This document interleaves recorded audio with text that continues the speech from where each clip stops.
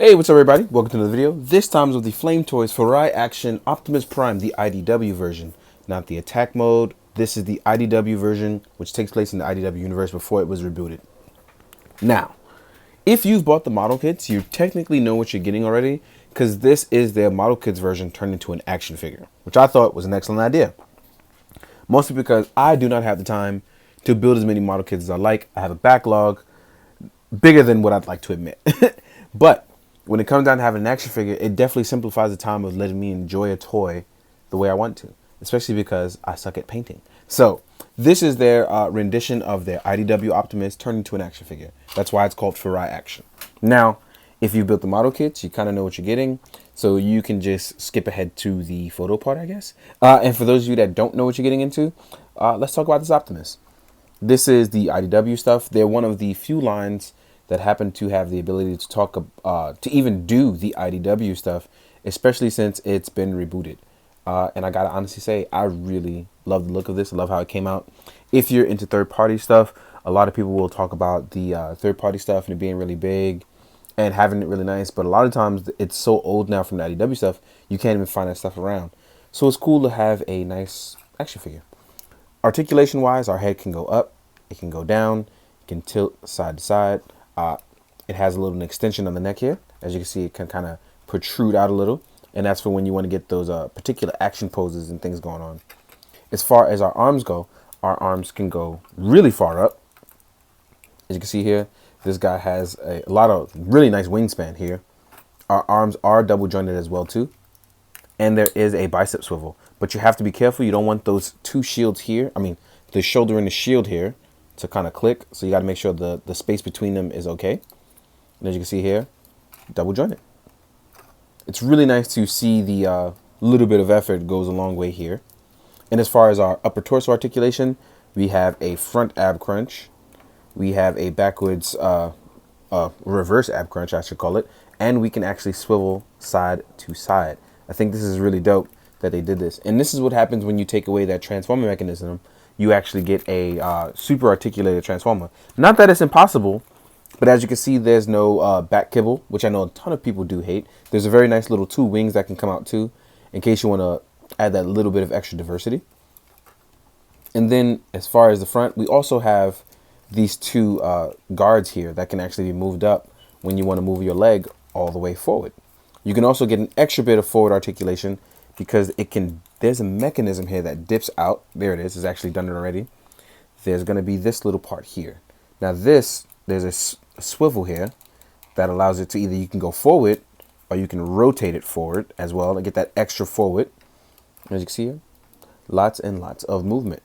Our legs are also double jointed. But, oh wait, there it is. It folds into that leg. And as you can see, that double joint doing its job. It looks really nice. You can also fold it outward as well too. Now that wheel right here, as you see, will tuck in, which allows it to get the range that you need. And I think that's a lot of forward thinking put in on their behalf. Now I'm gonna put those guards down a little bit so I can swivel this side to side a little. As you can see the movement here, and you can get that. Let's see if we can do those classic standard running poses for Optimus. Oh, one thing I forgot to talk about. We also have our foot. Our foot also does have a swivel side to side. Goes back and forward as well too. Now, for this running pose, like I said, we're going to extend it to see how it looks. And I think it actually does a very good job of capturing a lot of good transformer poses. As you can see here, let's actually bend that leg a little. Put that wing up. And as you can see here, voila. Look. So from the side, we actually capture an excellent side profile of Optimus doing some sort of running pose or guard pose, whatever it is you want to do with him. Then there's other poses that we can do.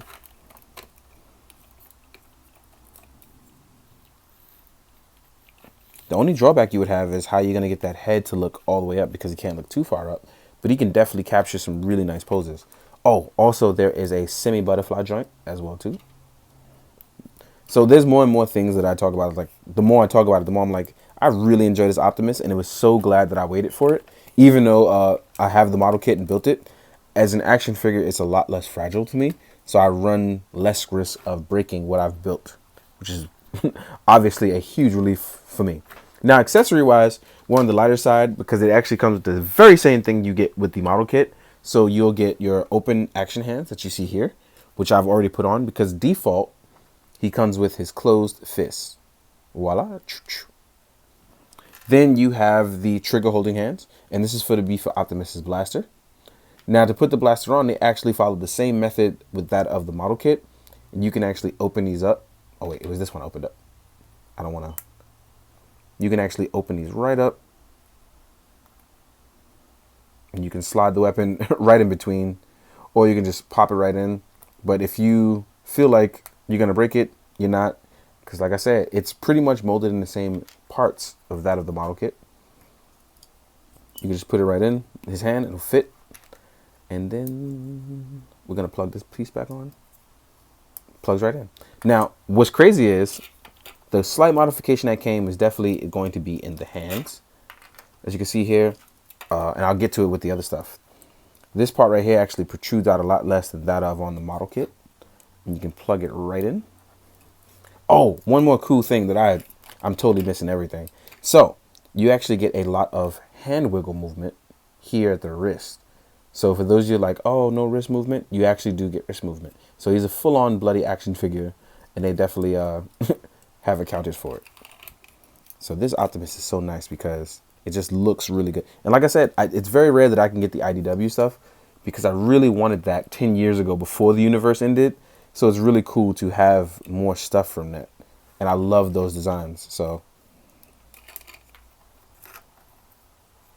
I'm going to pose him up. Sorry, I'm just having a nice pose session with him. So there's really cool shots like this that you can do that I really enjoy. So I'm going to take a step back and just move him back for a second, right? I'm going to leave him like that. Because normally I don't talk about a stand, but his stand is a little bit different, so I want to talk about it. You'll actually get the Furai action stand. There's two ways you can do this. There's the way I did it right here, where you can actually place it down. And you can just place it, oh, it's actually really in there.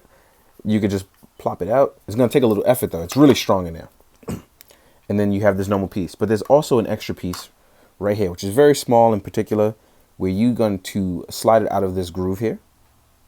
And there's these two pieces. And then you're going to remove a clear part because this is where it gets really different. I don't have a sharp tool right now, but I'm going to just place that out. You're going to plug in to the larger portion piece. And that piece is going to plug into the bottom here and slide across. And then you replug it in the same way at the bottom.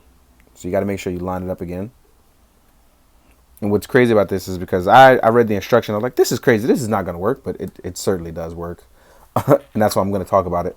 So as you can see here, it doesn't look much different. But what's really cool about it is if you want to adjust it by sliding it across his stage, you can do that. And that's why I wanted to talk about this because it is slightly different than what I'm used to getting with a stage. So I think that's pretty cool. I do want to see if Optimus has that little port at the bottom. Yep, there's a port right here. So in case you don't want to do the around the wrist, around the waist, you can do flight poses by having them on his stand. You obviously tighten it up for what you need according to what you want to do.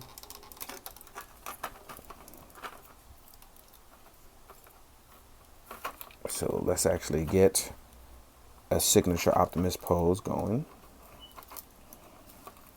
Or at least something similar to that. So yeah.